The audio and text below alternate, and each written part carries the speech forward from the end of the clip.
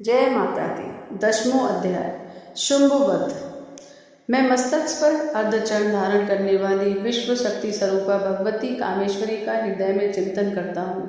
वे तपाए हुए सुवर्ण के समान सुंदर हैं। सूर्य, चंद्रमा और अग्नि, यही तीनों उनके नेत्र हैं तथा वे अपने मनोहर हाथों में धनुष, बाण, अंकुश, पाश और शूल धारण किए हुए हैं। ऋषि कहते हैं, राजन, अपने प्राणों के समान प्यारे भाई निशुंभ को मारा गया देख तथा सारी सेना का संहार होता जान शुंभ ने कुपित होकर कहा, दुष्ट दुर्गे, तू बल के अभिमान में आकर झूठ मूठ का घमंड न दिखा। तू बड़ी माननीय बनी हुई है, किंतु दूसरी स्त्रियों के बल के सहारे लेकर लड़ती है। चल आ।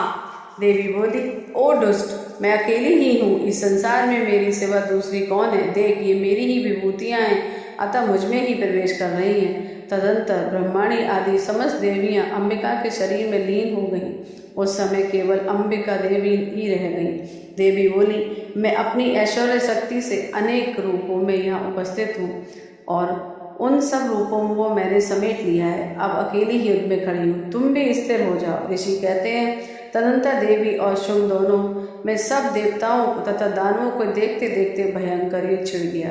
बाणों की वर्षा और तीखे शस्त्रों एवं दारुण अस्त्रों के प्रहार के कारण उन दोनों का युद्ध सब लोगों के लिए बड़ा ही भयानक प्रतीत हुआ।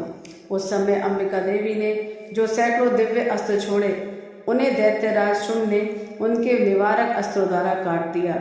इसी प्रकार शुंभ ने भी जो अस्त्र शस्त्र चलाए, उन्हें परमेश्वरी ने भयंकर हुंकार शब्द के उच्चारण आदि द्वारा खिलवाड़ में ही नष्ट कर दिया। तब उस असुर ने सैकड़ों बाणों से देवी को आच्छादित कर दिया। यह देख क्रोध में भरी हुई उन देवी ने भी बाण मारकर उसका धनुष काट दिया। धनुष कट जाने पर फिर दैत्यराज ने शक्ति हाथ में ली, किंतु देवी ने चक्र से उसके हाथ की शक्ति को भी काट गिराया। तत्पश्चात दैत्यों के स्वामी शुंभ ने 100 चांद वाली चमकती हुई ढाल और तलवार हाथ में ले उस समय देवी पर धावा किया। उसके आते ही चंडिका ने अपने धनुष्य से छोड़े हुए तीखे बाणों द्वारा उसकी सूर्य किरणों के समान उज्ज्वल ढाल और तलवार को तुरंत काट दिया। फिर उस दैत्य के घोड़े और सारथी मारे गए। धनुष तो पहले ही कट चुका था। अब उसने अंबिका को मारने के लिए उद्यत होकर भयंकर मुग्धर हाथ में लिया।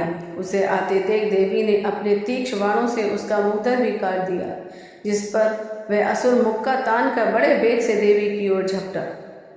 उस दैत्य ने देवी की छाती में मुक्का मारा, तब उन देवी ने भी उसकी छाती में एक चांटा जड़ दिया। देवी का थप्पड़ खाकर दैत्यराज शुंभ पृथ्वी पर गिर गया, किंतु पुनः सहसा पूर्ववत उठकर खड़ा हो गया। फिर वह उछला और देवी को ऊपर ले जाकर आकाश में खड़ा हो गया। तब चंडिका आकाश में भी बिना किसी आधार के ही शुंभ के साथ युद्ध करने लगी। उस समय दैत्य और चंडिका आकाश में एक दूसरे से लड़ने लगे। उनका वह युद्ध पहले सिद्ध और मुनियों को विस्मय में डालने वाला हुआ। फिर अंबिका ने शुंभ के साथ बहुत देर तक युद्ध करने के पश्चात उसे उठाकर घुमाया और पृथ्वी पर पटक दिया। पटके जाने पर पृथ्वी पर आने के बाद वह दुष्टात्मा और दैत्य पुनः चंडिका का वध करने के लिए उनकी ओर बड़े वेग से दौड़ा। तब समस्त दैत्यों के राजा शुंभ को अपनी ओर आते देख देवी ने त्रिशूल से उसकी छाती भेद कर उसे पृथ्वी पर गिरा दिया। देवी के शूल की धार से घायल होने पर उसके प्राण पकड़े उड़ गए और वह समुद्रों, द्वीपों तथा पर्वतों सहित समूची पृथ्वी को कपाता हुआ भूमि पर गिर पड़ा। तदंतर उस दुरात्मा के मारे जाने पर संपूर्ण जगत प्रसन्न एवं पूर्ण स्वस्थ हो गया तथा आकाश स्वच्छ दिखाई देने लगा। पहले जो उत्पात सूचक मेघ और उल्कापात होते थे, वे सब शांत हो गए तथा उस दैत्य के मारे जाने पर नदियां भी ठीक मार्ग से बहने लगी। उस समय शुंभ की मृत्यु के बाद संपूर्ण देवताओं का हृदय हर्ष से भर गया और गंधर्वगण मधुर गीत गाने लगे। दूसरे गंधर्व बाजे बजाने लगे और अप्सराएं नाचने लगीं। पवित्र वायु बहने लगी। सूर्य की प्रभा उत्तम हो गई।